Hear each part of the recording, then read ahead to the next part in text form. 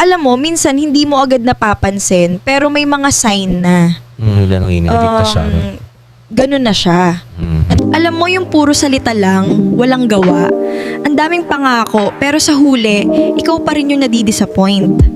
Selfish, sarili lang iniisip. Kahit nasasaktan ka na, wala talaga siyang pake. Gaslighter, kapag siya yung mali, ikaw pa yung pinapalabas na may kasalanan. Hanggang sa, ikaw na yung nagdududa sa sarili mo.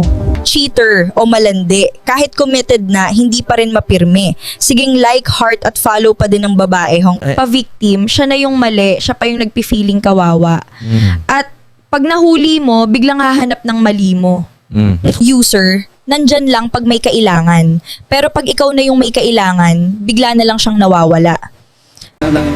Hindi marunong mag-take responsibility. Puro dahilan, walang accountability. Imbes na aminin ng mali, laging may excuse at iba ang sinisisi. Controlling, gusto niya siya lang masusunod pero siya hindi mo mapigil. Yeah. Gagawin niya kung anong gusto niya kahit hindi na niya iniisip kung ano ang mararamdaman mo. Pinaparamdam sa'yo na hindi ka sapat kahit anong effort mo parang kulang pa rin. Ikaw na ang umiintindi, ikaw pa rin ang nag-a-adjust pero wala pa rin nagbabago. At samantalang siya tong wala pang naumpisahan at napapatunayan, puro lang salita.